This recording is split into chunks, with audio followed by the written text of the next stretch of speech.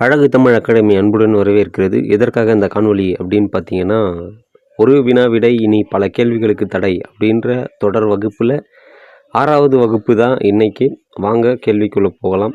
அதிநவீன வசதிகளுடன் கூடிய ரயிலில் அடிமையாக இருப்பதை விட சுதந்திரத்துடன் கூடிய மாட்டு வண்டியே சிறந்தது என கூறியவர் யார்? Option a Annie Besant, option b Mu Veeraraghavachari, option c B Wadia, option d G S. Arundale. இதில் சரியான விடை எந்த ஆப்ஷன் பார்த்தீங்க அப்படின்னா ஆப்ஷன் ஏ அன்னி பெசன்ட் அம்மையார் தான் சரியான விடை. இந்த மேற்கோள், அதாவது அதிநவீன வசதிகளுடன் கூடிய ஒரு ரயில் அடிமையாக இருப்பதை விட சுதந்திரத்துடன் கூடிய மாட்டு வண்டியே சிறந்தது என கூறியவர் அன்னி பெசன்ட் அம்மையார். வாங்க அவங்களுடைய விரிவாக பார்ப்போம். அன்னி பெசன்ட் அம்மையாருடைய காலம் 1847 ஆண்டு முதல் 1933 ஆண்டு வரை. இவர்கள் ஒரு பிரிட்டிஷ் சமூக சீர்திருத்தவாதி, எழுத்தாளர் மற்றும் இந்தியா சுதந்திர போராட்ட ஆதரவாளர். இவங்க பார்த்தீங்க அப்படின்னா 1916 ஆண்டில் ஹோம் ரூல் மூமெண்ட் தொடங்கினார்.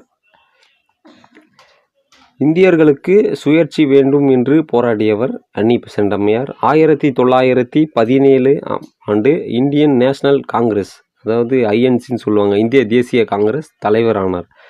காங்கிரஸில் தலைவரான முதல் பெண்மணி அன்னி பெசன்ட் அம்மையார். அடுத்த ஆப்ஷன் பார்த்தீங்க அப்படின்னா மு வீரராகவாச்சாரி. இவனுடைய முழு பெயர் என்ன அப்படின்னா மயிலாப்பூர் வீரராகவாச்சாரியார் அப்படின்றது தான் மு வீரராகவாச்சாரியார். இவர் பார்த்தீங்க அப்படின்னா இந்தியா தேசிய இயக்கத்தில் பங்கு கொண்டவர். அவர் இந்திய தேசிய காங்கிரஸ் ஆரம்பகால தலைவர்களுள் ஒருவர். தமிழ்நாடு அரசியல் மற்றும் செய்தித்துறையில் முக்கிய பங்கு வகித்தவர். அவர் த இந்து பத்திரிகையில் ஆரம்பகால நிறுவனர்களில் ஒருவர். அதாவது வீரராகவாச்சாரியார் பார்த்தீங்க அப்படின்னா இந்திய தேசிய இயக்கத்தில் பங்கு கொண்டிருக்காரு. தேசிய காங்கிரஸில் பார்த்தீங்கன்னா ஆரம்ப காலத்தில் தலைவராக இருந்திருக்காரு. அது இல்லாமல் தமிழ்நாட்டில் செய்தித்துறைகளில் முக்கிய பங்கு வகித்திருக்காரு.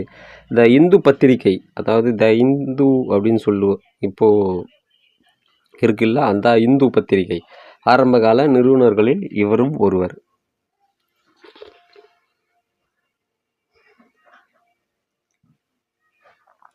அடுத்த ஆப்ஷன் பார்த்தீங்க அப்படின்னா பி வாடியா. முழு பெயர் பார்த்தீங்க அப்படின்னா பகவான் பெஸ்டேஜி வாடியா. இவருடைய முழு பெயர். தொழிலாளர் இயக்க தலைவர். வாடியா என்பவர் பார்த்தீங்க அப்படின்னா தொழிலாளருடைய இயக்க தலைவர். அவர் மெட்ராஸ் லேபர் யூனியன் அமைப்பை 1918 தொடங்கினார். இந்திய தொழிலாளர் இயக்கத்தின் முன்னோடியாக இருந்தவர். மேலும் பிரம்மஞான சபையினுடன் பணியாற்றியவர் அப்படின்றாங்க. அதாவது மேலும் பார்த்தீங்க அப்படின்னா பிரம்மஞான சபை உடன் பணியாற்றியவர் பி வாடியா. அடுத்த ஆப்ஷன் பார்த்தீங்க அப்படின்னா ஜி.எஸ். அருண்டேல். முழு பெயர் பார்த்தீங்க அப்படின்னா ஜார்ஜ் சிட்னி அருண்டேல். இவருடைய முழு பெயர். அதுதான் ஷார்ட்டாக வந்து ஜி.எஸ். அருண்டேல். பிரிட்டிஷ் கல்வியாளர் மற்றும் ஆன்மீக இயக்க தலைவர். அருண்டேல் இயக்க தலைவராக பணியாற்றியிருக்காரு. அது மட்டும் இல்லாமல் பார்த்தீங்க அப்படின்னா அவர் பிரம்ம ஞான சபை தலைவர், அதாவது தலைவர் அப்படின்னா பிரசிடென்ட் ஆனார். இந்தியாவில் கல்வி மற்றும் ஆன்மீக இயக்கங்களில் பங்கு கொண்டவர்.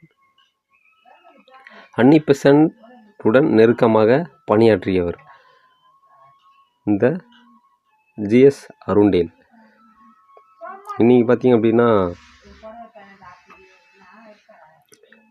வகுப்பு 6ல் பார்த்தீங்க அப்படின்னா இன்றைக்கி கிட்டத்தட்ட பார்த்தீங்க அப்படின்னா ஒரு 3லிருந்து ஒரு 4 இன்ஃபர்மேஷன் கண்டிப்பாக பார்த்தோம்.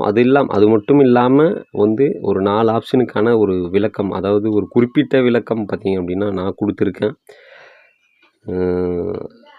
சரியாக இருக்குது. அது மட்டும் இல்லாமல் பார்த்தீங்க அப்படின்னா, உங்களுக்கு என்ன தேவையோ அதை மட்டும் நீங்கள் இது இன்னும் கொஞ்சம் சொல்லியிருக்கலாம் அப்படின்றத நீங்கள் சரியாக சொன்னீங்க அப்படின்னா, நான் கண்டிப்பாக உங்களுக்கு பண்ணித்தரேன். மீண்டும் வேறொரு வீடியோவில் சந்திக்கும் வரை உங்களிடமிருந்து விடைபெறுவது அழகு தமிழ் அகாடமி. நன்றி, வணக்கம்.